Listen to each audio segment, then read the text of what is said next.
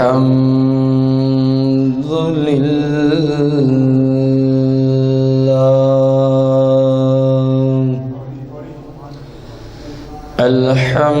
لله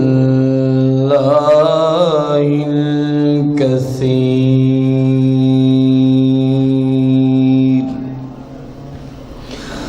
والصلاة والسلام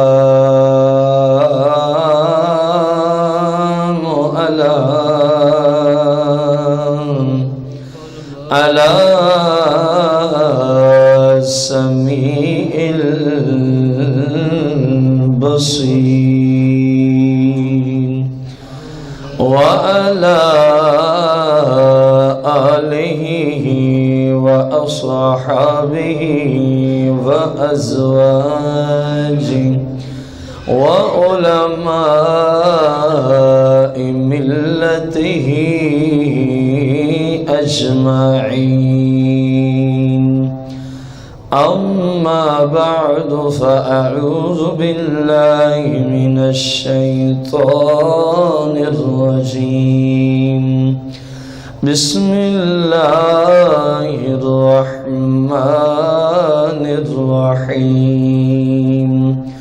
قال الله تبارك وتعالى في القرآن المجيد والفرقان الحميد في شان حبيبه عليه الصلاة والتسليم.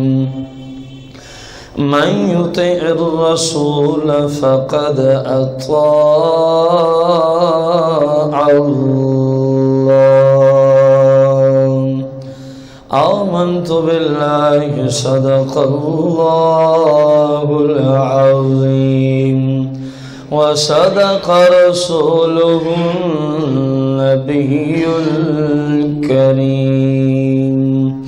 قال الله تبارك وتعالى في القرآن المجيد والفرقان الحميد في شان حبيبه عليه الصلاة والتسليم.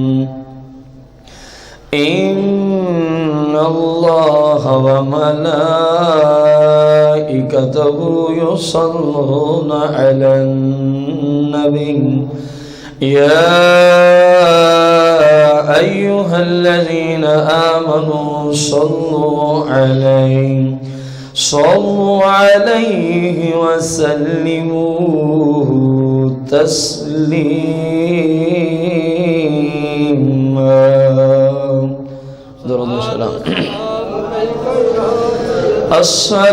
الصلاة والسلام عليك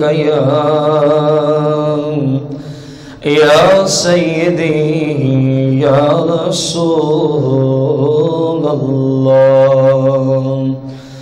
الصلاة والسلام عليك يا سيدي يا حبيب الله. الصلاة والسلام عليك يا سيدي يا شفيع المذنبين.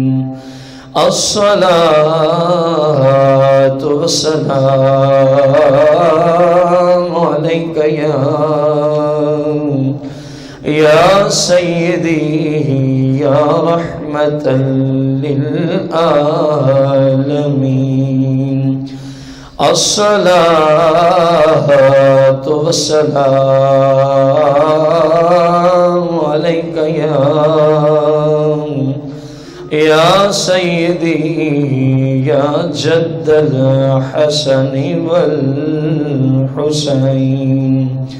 مولاي صل وسلم دائما أبدا على حبيبك خير الخلق كلهم.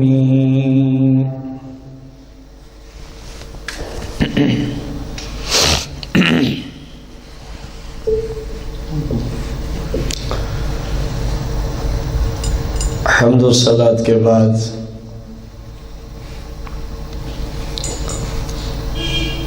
سامعین محتشم، بزرگوں اور بھائیوں، ہمارے آج کے جمعۃ المبارک کے خطبے کا جو موضوع ہے، منافق عملی کی نشانیاں کل کتنی اور کون کون سی ہیں. یہ حدیث مبارکہ صحیح بخاری شریف سے کتاب الایمان سے لی گئی ہے. سادہ لفظوں میں یوں بھی کہہ سکتے ہیں کہ منافق عملی کون ہوتا ہے؟ منافق عملی کون ہوتا ہے؟ سرکار دو جہاں مالک کون و مکان صلی اللہ علیہ وسلم کی اس حدیث کو امام بخاری نے صحیح بخاری شریف کے اندر نقل فرمایا ہے.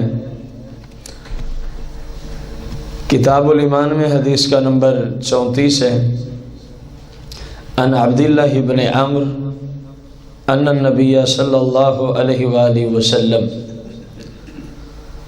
قال اربع من کن فیہ کان منافقا خالصا ومن كانت فيه خصلة منهن كانت فيه خصلة من النفاق حتى يدعها إذا اؤتمن خان وإذا حدث كذب وإذا عاهد عزر وإذا عاهد غدر وإذا خاصم فجر او کما قال علیہ الصلوۃ والتسلیم. رواہ البخاری. بزرگوں اور بھائیوں، یہ حدیث مبارکہ ہمارے زمانے میں بہت سارے مسلمان ان نشانیوں میں غرق ہیں، ڈوبے ہوئے ہیں. جو نشانیاں رسول اللہ صلی اللہ علیہ وسلم نے منافق عملی کے بیان فرمائی ہیں. منافق اصل میں اسلام میں منافق کی دو قسمیں ہیں. ایک منافق اعتقادی جو اسلام سے خارج ہوتا ہے. اسلام سے کیا ہوتا ہے؟ جس طرح سرکار دو جہاں صلی اللہ علیہ وسلم کے زمانہ میں ایک گروہ تھا پورا منافقوں کا، جن کا ذکر قرآن مجید سورہ بقرہ میں بھی ہے، سورہ التوبہ میں بھی ہے. حتیٰ کہ انہوں نے ایک مسجد بھی بنائی تھی مدینہ شریف کے ایک مین چوک میں، مسجد زرار کے نام سے قرآن نے اس کو تعبیر کیا ہے. تو جو اس طبقے کے منافق ہوتے ہیں ان کو منافق اعتقادی اور اسلام سے خارج کہا جاتا ہے. اور اسلام سے اور ایک قسم ہوتی ہے منافق عملی کی. منافق وہ منافق عملی کی تعریف سادہ لفظوں میں وہ بندہ خود مسلمان ہوتا ہے. وہ بندہ خود کیا ہوتا ہے؟ لیکن اس کے جو اعمال ہیں، جو کردار ہے، جو اس کے افعال ہیں، وہ منافقوں جیسا ہوتا ہے. وہ منافقوں جیسا ہوتا ہے. البتہ ہم اس کو کافر نہیں کہہ سکتے، اس کی اجازت نہیں ہے. اس بات کی اجازت ہے نہیں. ابتداً جو دو باتیں میں نے کی آپ کو سمجھ آ گئی. ایک منافق اعتقادی اور دوسرا منافق عملی. ہماری جو آج کی درس بخاری کے حوالے سے حدیث نمبر 34 پہ جو کلام ہے یہ منافق عملی کے بارے میں ہے. کس کے بارے میں ہے؟ کیونکہ فی زمانینا ہمارے زمانہ میں منافق اعتقادی کون ہے کم از کم ہم نہیں جانتے، کیونکہ یہ دل کا معاملہ ہے۔ کون رسول اللہ صلی اللہ علیہ وسلم کے بارے میں کیا خیالات رکھتا ہے، کیا نظریات رکھتا ہے، وہ جانے اور اس کا رب یا رسول جانے، کیونکہ ہم کسی کے دل تک اطلاع نہیں رکھتے۔ یہ سرکار دو جہاں صلی اللہ علیہ وسلم کے زمانہ مقدس تک یہ بات تھی کہ آپ صلی اللہ علیہ وسلم جس کو فرما دیتے بس وہ منافق اعتقادی ہی ہوتا، کیونکہ آپ دلوں پہ بھی تصرفات فرمایا کرتے تھے۔ اگرچہ اولیاء عظام آپ کے توسل سے، آپ کے کشف کے ذریعے جان لیتے ہیں، لیکن ان کا جاننا اپنی حد تک تو ممکن ہے کوئی چیز ہو، لیکن اسلام میں ہمارے لیے وہ درجہ نہیں ہے جو نبی علیہ السلام فرما دیتے ہیں۔ تو منافق عملی کی سرکار مدینہ علیہ السلام نے کل 4 نشانیاں عطا فرمائی ہیں۔ کتنی نشانیاں؟ سرکار علیہ السلام نے کتنا مقدس کلمات ارشاد فرمایا 4 4 نشانیاں ہیں، 4 کام ہیں، 4 افعال ہیں۔ من کننا فیہ، جس مسلمان میں یہ 4 ہی اکٹھے ہو جائیں، یہ 4 ہی کیا ہو جائیں؟ من کننا فیہ، جو مسلمان ان 4 گناہوں میں مستغرق ہو، جو مسلمان ان 4 گناہوں کو کرنے والا ہو، تو سرکار نے فرمایا کانا منافقا خالصا، وہ پکا منافق ہے۔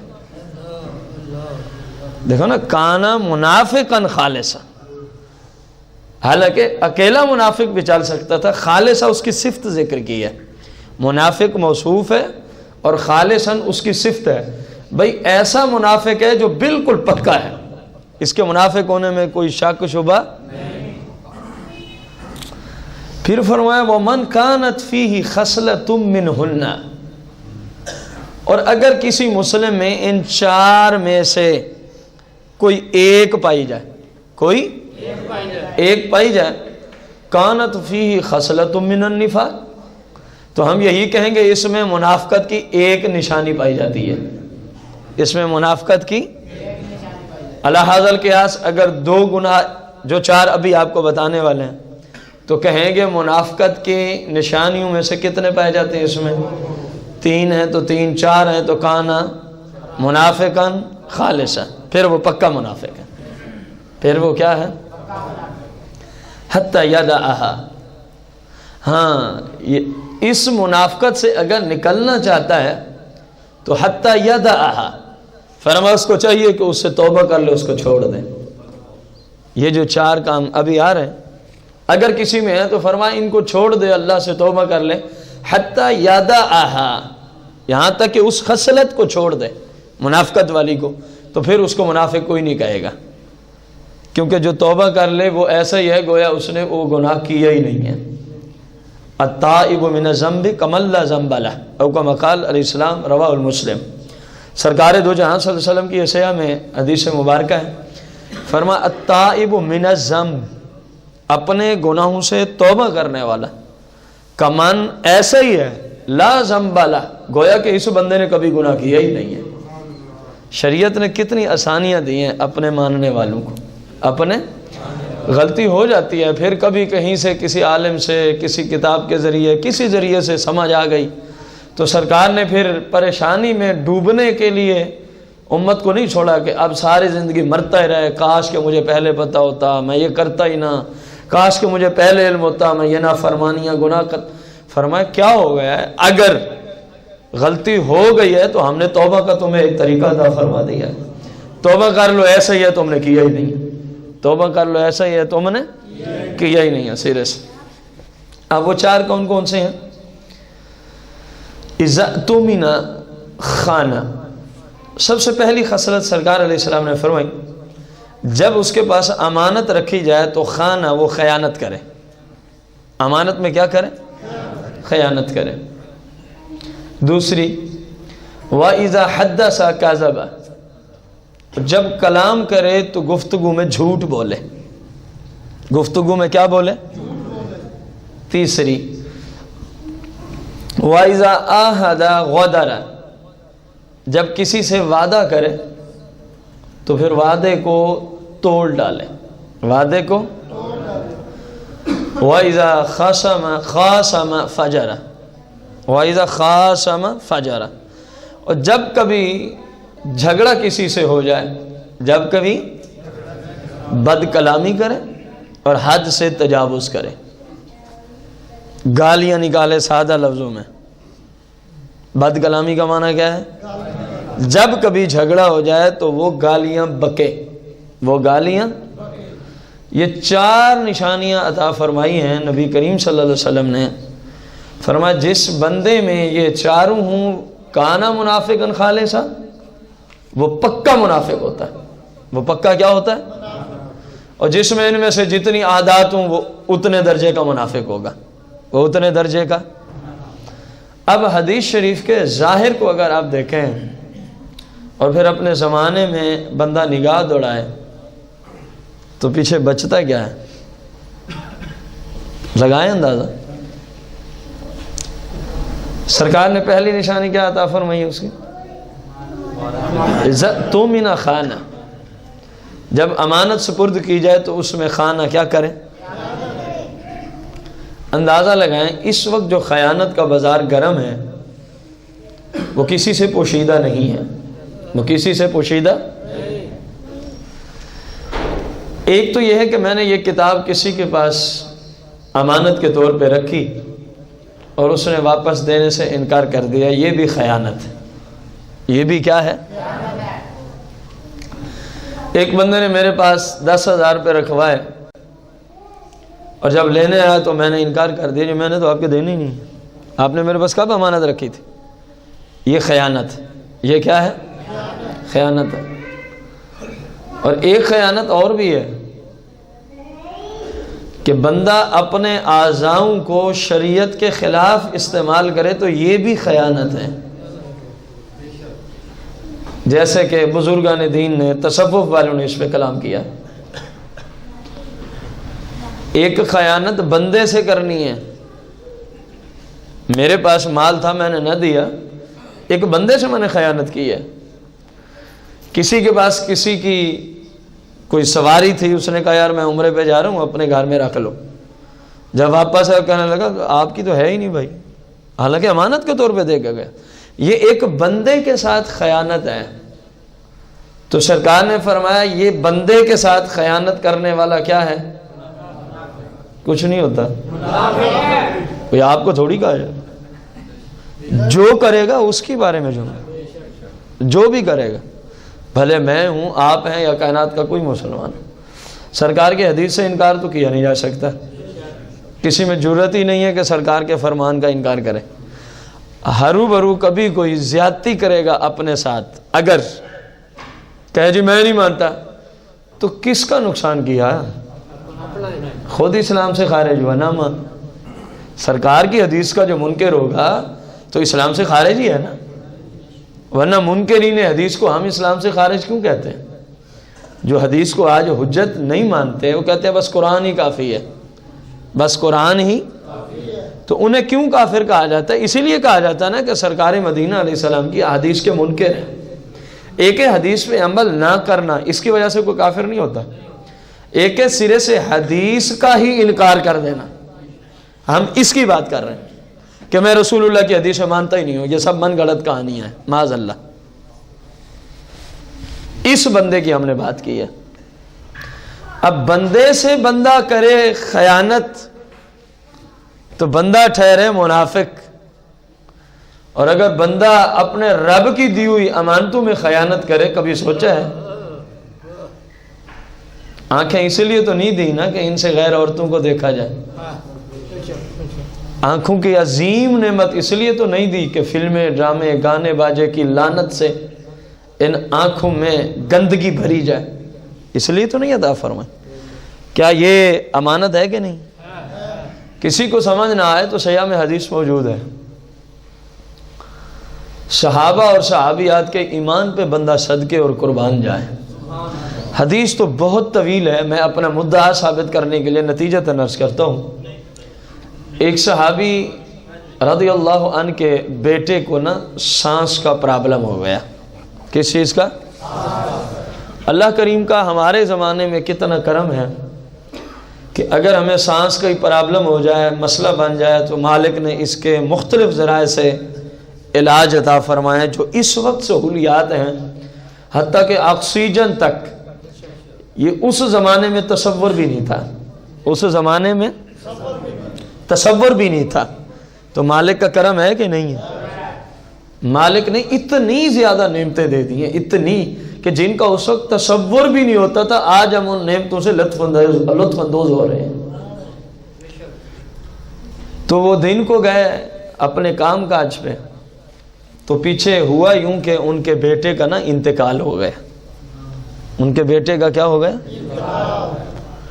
اب بیوی کا صبر دیکھیں، تحمل دیکھیں. میں نے ایک جملہ بولا ہے کہ یہ جتنے اعضاء ہیں یہ سب کے سب، پورا جسم ہی اللہ کی طرف سے کیا ہوتا ہے. اس کو ثابت کرنے کے لیے میں وہ نتیجتاً تفصیل میں نہیں جا رہا. اب بیوی نے سوچا میرا شوہر سارا دن مزدوری کرتا ہے، شام کو تھکا ماندہ آئے اور میں اس کو ڈائریکٹلی کہوں کہ آپ کا بیٹا مر گیا ہے، تو میرے شوہر کو بہت ساری تکلیف ہوگی. بہت ساری کیا ہوگی؟ انہوں نے کیا کیا، ایک کمرے میں اپنے بیٹے کو سلا کے اوپر چادر تان دی. اوپر چادر، خود غسل کرتی ہیں، جو اس وقت کے اعتبار سے اچھے کپڑے تھے ان کو پہنا، اور روٹین کی طرح جس طرح ہر روز کھانا تیار کرتی ہیں کھانا تیار کیا. کھانا کیا کیا؟ جب شوہر شام کو آتا ہے ان کے پاس بیٹھتی ہیں، کھانا لے آتی ہیں، دونوں کھانا کھا لیتے ہیں.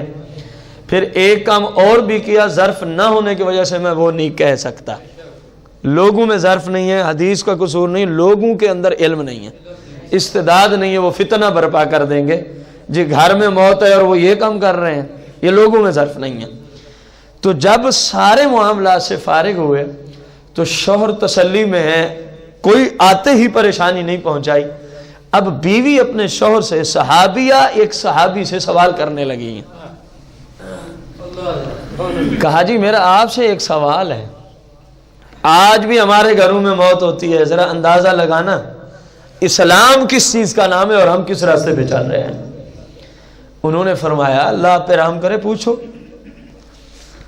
آپ عرض کرتی ہیں اے میرے سرتاج، اگر ہمارے پاس کسی کی کوئی امانت ہو، کسی کی کوئی امانت ہو اور وہ ہم سے واپسی لینے آ جائے اور ہم اس کو دے بھی دیں، تو اس میں کوئی ناراضگی والی بات تو نہیں ہونی چاہیے نا. سوال کیا. شوہر نے جواب دیا جی اس میں ناراضگی نہیں ہے، بلکہ جب امانت واپسی چلی جائے تو ہم شکریہ ادا کریں گے کہ چلو ہم نے اس امانت میں کسی طرح خیانت کرنے سے ہم بچ گئے، جس کی تھی اس کو واپس دے دیے. اب بیوی نے اگلی بات کی، کہا کہ چلو پھر سنو، ہمارے پاس بھی ایک امانت تھی، ہمارے پاس بھی ایک اللہ کریم کی امانت. کس کی تھی؟ شوہر نے کہا آپ کا مطلب کیا ہے؟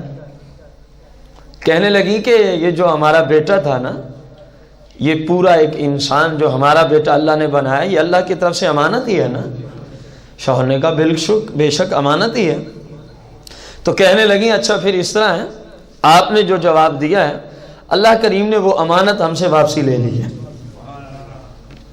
دیکھو ان لوگوں کا صبر، ان کا تحمل، ان کی بردباری اور حوصلہ، کہ کہیں میرے جملوں کی وجہ سے میرے شوہر کو تکلیف نہ پہنچے.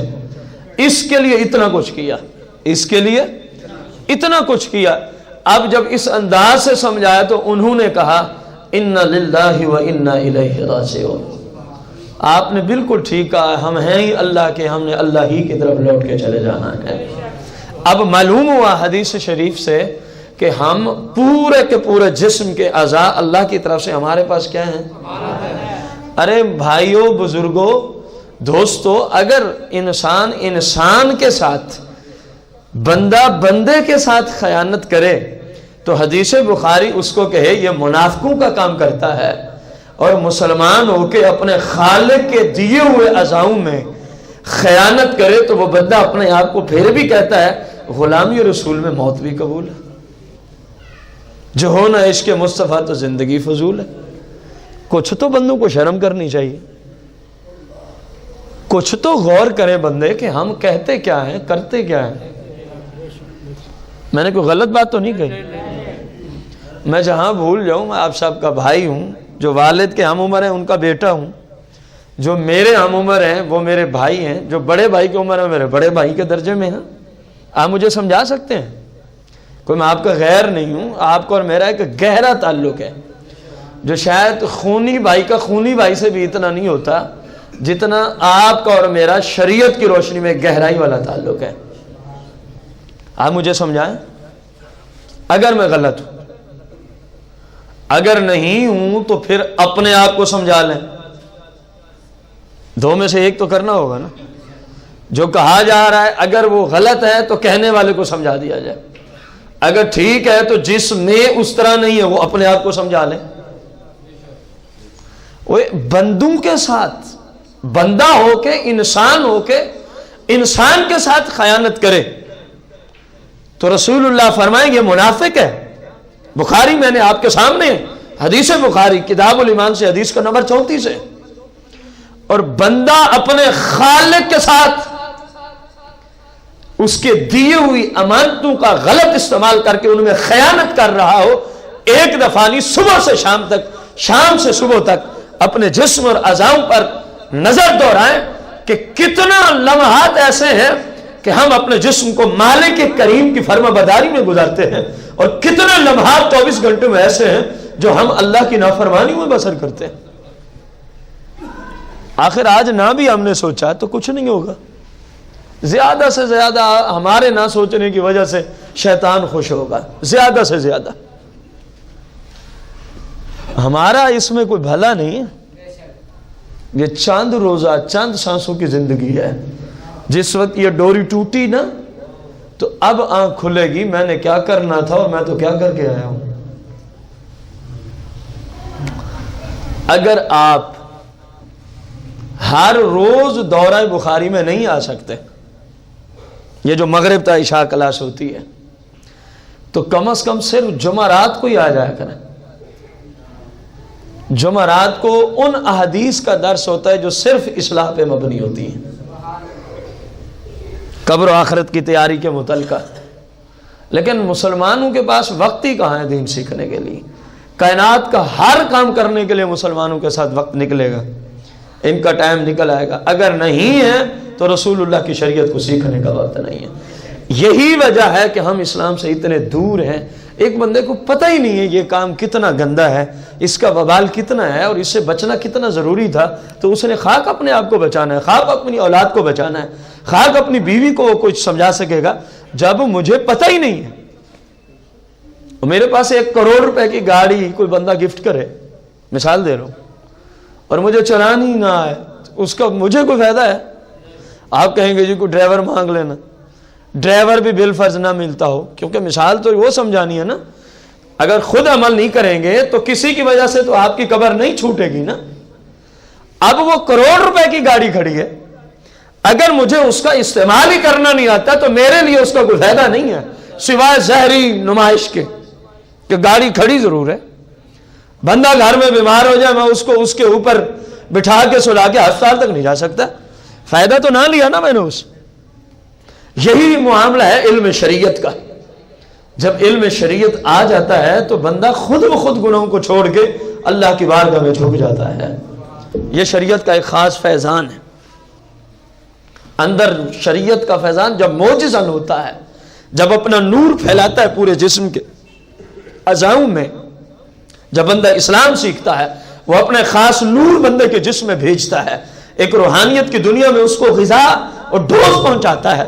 جب وہ غذا اور وہ اس کی روحانیت والا سسٹم چلتا رہتا ہے، روزانہ توانائی اور طاقت اور پاور میں اضافہ ہوتا ہے، اور گندگی والی پاور بجھنا شروع ہو جاتی ہے، مرنا شروع ہو جاتی ہے، اور جب یہ نیکی والی پاور قوی ہو جاتی ہے، اب بندہ وہی ہوتا ہے، لیکن جس طرح پہلے اس کو نیکی میں لطف نہیں ہوتا تھا، گناہوں میں اس کو سرور ملتا تھا، اب چینجنگ آ گئی، کیونکہ پہلے گناہ والی طاقت قوی تھی، پاورفل تھی، اب نیکی والی استعداد بڑھ چکی ہے، گناہ والا بچ چکا ہے مادہ۔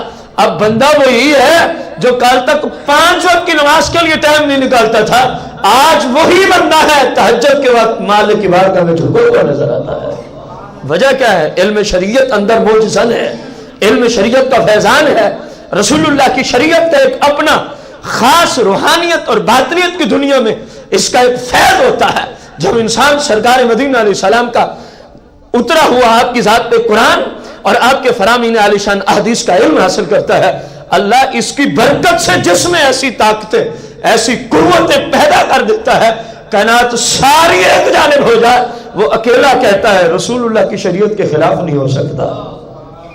اگر یہ بات ہی نہیں ہوگی تو اکیلا ہی گناہوں میں مرتا رہے گا، کسی کو کہنے کی ضرورت ہی نہیں ہوتی۔ منافق عملی کی کتنی نشانیاں ہیں؟ پہلی کون سی ہے؟ امانت میں، اور اگر اپنے اعضاؤں کا استعمال شریعت کے خلاف کیا تو یہ بھی امانت میں خیانت، یہ بھی امانت میں دوسری نشانی۔ سرور دو جہاں مالک کون و مکان علیہ السلام نے فرمایا وَإِذَا حَدَّثَ كَذَبَ، وہ اپنی گفتگو میں جھوٹ سے کام لے، اپنی گفتگو میں، یہ دوسری نشانی ہے منافق عملی کی۔ منافق جو دوست بعد میں آ رہے ہیں، اگر کوئی بات سمجھ نہ آئے تو ابتدا سے بیان سن لیا جائے، کیونکہ ہم اس کی جو ضروری اصطلاحات تھیں وہ ہم نے تمہید کے بعد فوراً عرض کر دی ہیں، اب بار بار ہم ان کو دہرا نہیں سکتے ورنہ اگلی ساری بات رہ جائے گی۔ اب رسول اللہ صلی اللہ علیہ وسلم نے فرمایا منافق عملی کی دوسری نشانی، حدیث کا ترجمہ ہی آپ کو کہہ رہا ہوں، بخاری شریف کی حدیث، وہ اپنی بات میں کیا کرتا ہے؟ جھوٹ سے کام لیتا ہے۔ کس چیز سے کام لیتا ہے؟ امام غزالی نے فرمایا کیمیاء سعادت میں، فرمایا تمہیں پتہ ہے کہ یہ جھوٹ حرام کیوں ہوا ہے؟ یہ تصوف کا شہنشاہ، تمہیں پتہ ہے کہ جھوٹ حرام؟ فرمایا کیونکہ جب کوئی جھوٹ بولتا ہے نا، اس کے جو گندے مضر تکلیف دہ اثرات ہیں وہ ڈائریکٹ بندے کے دل پہ اثر انداز ہوتے ہیں۔ کہاں اثر انداز ہوتے ہیں؟ یعنی جھوٹ بولنا اتنا بڑا ظلم ہے اپنے ساتھ کہ جھوٹ بولا ہی ہے تو اس کا جو برا اور گندا اثر ہے وہ پورے جسم میں سب سے پہلے کس عضو پہ اس کا اثر انداز ہوتا ہے وہ، اور ادھر رسول اللہ کی حدیث کو سامنے رکھ، سیاہ میں حدیث ہے، آپ علیہ السلام نے فرمایا اس پورے جسم میں ایک چھوٹا سا گوشت کا لوتھڑا ہے، فرمایا اگر وہ ٹھیک ہو جائے تو پورا جسم ہی ٹھیک ہوتا ہے۔ فرمایا سمجھتے ہو وہ کون سا ہے؟ پھر فرمایا ہی القلب، وہ دل ہے۔ وہ کیا ہے؟ دل ہے۔ اور ادھر امام غزالی نے جو جھوٹ کے حرام ہونے کی وجہ بیان کی ہے، اللہ کی نافرمانی ہے اس لیے ہے، اب وہ نافرمانی اس سخت درجے کی کیوں ہے کہ اس کو برائیوں کی ماں اور اصل کہا گیا؟ آخر وجہ کیا ہے؟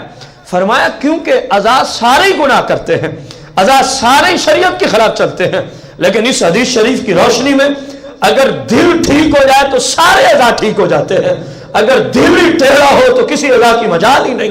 فرمایا کیونکہ جھوٹ کا جو وبال ہے، جھوٹ کی وجہ سے جو اندر روحانیت اور باطنیت کی دنیا میں انسان کے اعضاؤں کی ایک پاور، جس پہ ابھی میں تھوڑی دیر پہلے کلام کر رہا تھا، وہ ہوتی ہے، فرمایا یہ اس کو بجھانے میں، نیکی والی قوت کو بجھانے میں سب سے پہلے جھوٹ کا جو وبال ہے وہ بندے کے دل پہ اثر انداز ہوتا ہے۔ جب دل ہی کسی کا سیاہ ہو جائے اب خاک اس نے عمل کرنے ہیں۔ فرمایا اس لیے اس کے حرام ہونے کی حکمت یہ ہے، اگرچہ اللہ کی نافرمانی کی وجہ سے بھی حرام ہے لیکن وجہ یہ ہے، اصل حکمت کیا ہے؟ کیونکہ اللہ بندوں کا ہی فائدہ ہے۔ اللہ کریم نے ہر کام میں، دیکھو جو چیزیں ہمارے اوپر کھانے کے لیے حرام فرمائی ہیں اس میں کن کا فائدہ ہے؟ اللہ کو فائدہ یا ہمیں؟ وہ تو کھانے سے ہی پاک ہے۔ جن چیزوں کا پینا ہمارے اوپر حرام کیا ہے ان کے نہ پینے میں ہمیں فائدہ ہے یا اللہ کو ہے؟ اللہ کی ذات تو پینے سے ہی پاک ہے۔ اللہ کی ذات تو، لیکن اپنے بندوں سے اتنا مہربان ہے، اتنا فضل کرتا ہے کہ جو چیزیں ہمیں تو نہیں پتا نا، لیکن جس نے پیدا کی ہیں وہ تو جانتا ہے نا اس میں کیا کیا نقصان آتے ہیں۔ جو جو چیزیں ہمیں نقصان دے سکتی تھیں مالک نے اپنے کرم سے وہ ہمارے پیدا ہونے سے پہلے ہی حرام فرما دی ہیں تاکہ میرے بندوں کو تکلیف نہ ہو، لیکن یہ بندے ہیں جان بوجھ کے وہی کام کرتے۔ دیکھو اللہ ہمارے بارے میں اتنا فرما رہا ہے کہ تجھے نقصان نہ ہو، تجھے تکلیف نہ ہو، اس لیے فلاں فلاں بنائی ہوئی اپنی بنائی ہوئی چیز میں نے حرام کر دی ہے تمہارے اوپر۔ لیکن بندہ کیسا ہے، اس کو اپنی ذات کے متعلق اتنا خیال نہیں ہے کہ اس کی وجہ سے میرا کتنا نقصان ہو رہا ہے۔ اب جو ایک بکری ہے، گائے ہے، بھینس ہے، اونٹ ہے، مرغی ہے، یا کائنات کا ہر وہ پرندہ جس کا کھانا شرعاً جائز ہے، اگر میں اپنے ہاتھ سے ذبح کروں تو میرے لیے کھانا بالکل حلال طیب اور طاہر ہے، اور اگر وہ طبی موت خود بخود مر جائے اللہ کی حکمت سے، اب میرے لیے کھانا اس کا کیا ہو گیا؟ وہ بولو تو صحیح، حرام ہی ہے، اس میں کوئی تردد والی بات ہی کیا ہے؟ جس کو ذبح نہیں کیا وہ بکری گائے بھینس خود بخود مر گئی ہے تو وہ حرام ہی ہے۔ وہ کیا ہے؟ بندہ ظاہری طور پہ ذبح کرے تو حلال، اور اس کو مارا کس نے ہے؟ موت تو اللہ کی طرف سے ہی ہے نا، وہ خود مر جائے تو حرام، جانور وہی ہے۔ اب کیوں حرام ہے؟ کوئی کہے جی کیونکہ اس پہ اللہ کا نام لے لیا گیا، یہ دلیل نہیں ہے۔ ایک مسلم جب جانور ذبح کرے اور اس کو تکبیر شریف پڑھنا بھول جائے، مسئلے کو غور سے سننا، ایک ہے جان بوجھ کے چھوڑ دینا، ایک ہے ذبح کرنے والے کو تکبیر کا پڑھنا اونچی بولیں، میں اس پہ بات کر رہا ہوں، بھولنے والی صورت۔ اگر کوئی کہے نا وہ جو خود مر گیا اس لیے حرام ہے کیونکہ اس پہ اللہ کا نام، یہ وجہ ہی نہیں ہے، اس وجہ کو شریعت کے اس مسئلے نے توڑ دیا ہے۔ ایک مسلم جب جانور ذبح کرے اور اس کو تکبیر پڑھنا بھول جائے، جان بوجھ کے چھوڑ دے تو حرام ہوگا، بھول جائے تکبیر پڑھنا، ملت اسلامیہ کا فتویٰ ہے وہ جانور تمہارے لیے حلال ہوتا ہے، وہ جانور تمہارے لیے کیا ہوتا ہے؟ پریشان نہ ہوں، میں ذمہ داری سے بات درج کر رہا ہوں۔ کائنات کے کسی حنفی مفتی سے آپ اس کی تصدیق کروا سکتے ہیں کہ مسلم ذبح کر رہا ہے اور جان بوجھ کے نہیں چھوڑی بلکہ اس کو بھول گئی ہے، تو مسلم کے دل میں جو اللہ کا نام ہے نا اس کی رعایت کرتے ہوئے اسلام نے کہا جانور حلال ہے۔ اب معلوم ہوا جو خود بخود مر جائے اس کے حرام ہونے کی وجہ یہ نہیں ہے، ورنہ جس کو بھول گئی وہاں بھی تو نام نہیں لیا گیا، وہاں بھی تو نام۔ اب اس کی وجہ کیا ہے؟ کسی ڈاکٹر سے پوچھنا کہ جو خود بخود مر جاتا ہے وہ جو ذبح کی وجہ سے خون نہیں بہتا، یہ خون بندے کی انسانی صحت کے لیے انتہائی تکلیف دہ ہوتا ہے، یہ مضر صحت ہے، صحت کو نقصان دیتا ہے۔ اسی لیے اسلام نے وہ طریقہ دیا کہ جو چیز نقصان دیتی ہے اس کو پہلے ہی نکال لیا کرو، اس کو پہلے ہی نکال لیا کرو۔ جانور وہی ہے، گائے ہے، بھینس ہے، بکری ہے، جب خود مر جاتی ہے کیونکہ انسان کو تکلیف دینے والا مادہ اب خارج نہیں ہوا، اس کے گوشت میں سرایت کر گیا ہے، جس کو نکالنا اب ممکن نہ رہا، مالک نے فرمایا تمہارے اوپر حرام کیا ہے کہیں تمہاری صحت نہ خراب ہو جائے۔ وہ ہمارا اتنا فائدہ اور بھلا، اور ہم نے اپنے بارے میں کیا کیا؟ کبھی انسان کو بھی تو سوچنا چاہیے۔ یہ وہی انسان ہے جو آج مرے ہوئے جانور مسلمانوں کو کھلا رہے ہیں، ہوٹلوں میں کیا کچھ نہیں ہو رہا، اور جانور تو جانور، ان بدبختوں نے وہ حیوانات اور درندے بھی کھلا دیے ہیں اور کھلا رہے ہیں جو اسلام نے کی حرام ہے، حتیٰ کہ ان بدبختوں نے تو انسان ذبح کر کے لوگوں کو کھلا دی ہیں۔ ان بدبختوں کی کیا پوچھتے ہو؟ یہ مسلم ہے، یہ دولت کے پجاری، یہ سب کچھ صرف دولت کی خاطر ہی کیا جا رہا ہے نا۔ جو بندہ دولت کے پیچھے اس انداز میں پڑ جائے کہ اللہ اور اس کے رسول کی شریعت کا لحاظ نہ رکھے، سن لو قرآن و سنت کا فیصلہ، قیامت کے دن اس بندے کے جہنمی ہونے کے لیے سب سے بڑا ذریعہ اور سبب اس کی وہ دولت ہوگی جو قرآن و سنت کے خلاف اس نے کمائی اور اکٹھی کی، یہی دولت اس کے جہنم میں جانے کا سب سے بڑا ذریعہ ہوگی۔ آج اکثر لوگ اس دولت کے پجاری ہیں، اس دولت کے لیے انسانوں کو ذبح کر دیا، اس دولت کے لیے حیوانات میں سے گدھے ہو گئے، کتے ہو گئے، کھوتے ہو گئے، دولت کمانے کی غرض سے مسلمانوں کو ان بدبختوں نے کھلا دی ہے۔ اسی دولت کے اکٹھا کرنے کے لیے مسلم کو، کرائے کے قاتلوں کی بات لے رہا ہوں، مسلم کو قتل کیا جا رہا ہے، اسی دولت کے لیے دہشت گردوں کو پیدا کیا گیا ہے، وہ بھی دولت کی لالچ میں آ کے یہ کام کرتے ہیں۔ اسی بدبخت اور ذلیل دولت کی خاطر ایک مسلم ہو کے دولت کمانے کی غرض سے اللہ کی نماز جیسی مقدس عبادت کو قضا کر دیتا ہے۔ اس کو حیا ختم ہو گئی، خوف ختم ہو گیا، مالک کا خوف ہوتا تو اس گندی دولت کی خاطر وہ نمازیں قضا کر بیٹھتا۔ اوہ جواب تو دو، میں بھول جاؤں تو آپ میرے بھائیوں مجھے سمجھا دیا کریں، ناراض نہیں ہوتا، میں آپ کا شکریہ ادا کروں۔ یہ انسانیت ہے؟ جس کے در جھوٹ ہے اس پہ پچھلے جمعے پہ کلام ہو چکا ہے، اس لیے میں اس کی وضاحت میں نہیں جاؤں گا۔ ایک اس جملے پہ آخر پہ ایک جملہ بولنا ہے میں نے، 4 نشانیاں پوری سن لو کہ خوف خدا اٹھ گیا۔ خوف ایک حدیث مبارکہ آخر میں رکھوں گا خوف خدا پر، سرکار کے زمانے کی۔ ویسے مستقبل میں انشاءاللہ پورے اس پہ ہم لیکچر لے کے آ رہے ہیں، اللہ کا خوف۔ اس کا موضوع کیا ہے؟ اللہ کا خوف۔ اللہ کا انبیاء، رسول، صحابہ، اہل بیت، ازواج، اولیاء، یہ لوگ اللہ کا خوف کس کس انداز میں اپنی زندگی پر لاگو کرتے تھے۔ انشاءاللہ ان قریب یہ بیانات آنے والے ہیں احادیث کی روشنی میں۔ اندازہ لگائیں، سرکار مدینہ علیہ السلام نے فرمایا منافق عملی کی 4 نشانیاں ہیں۔ پہلی نشانی امانت میں، دوسری نشانی جھوٹ بولنا، دوسری نشانی تیسری نشانی وَإِذَا أَحَدَ غَدَرَ، جب وعدہ کرے تو اس کو۔ اس پہ ایک روایت سماعت فرمائیں۔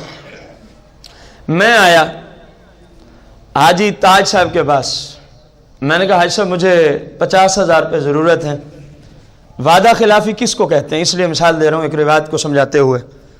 تو انشاءاللہ الرحمن بشرط صحت و زندگی آپ کو جنوری کی 15 تاریخ 2016 کی جنوری کی 15 تاریخ کو واپس کر دوں گا۔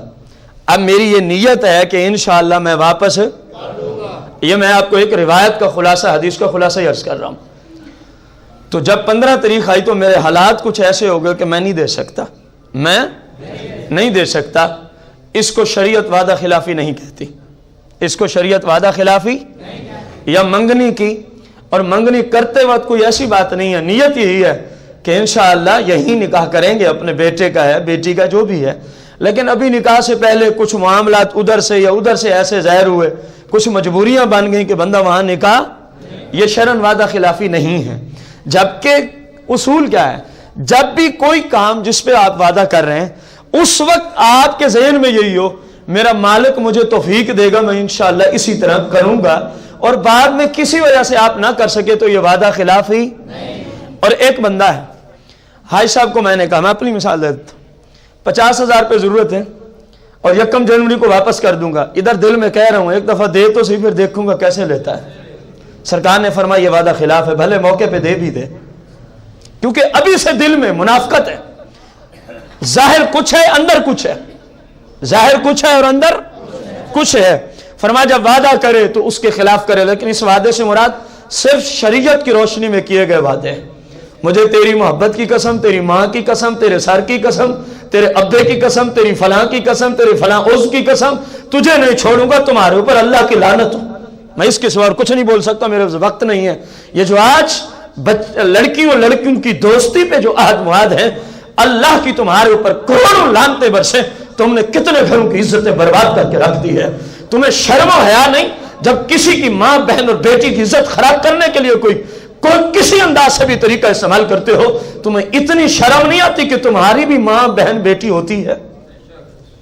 کچھ تو حیا کرو، کچھ تو شرم کرو۔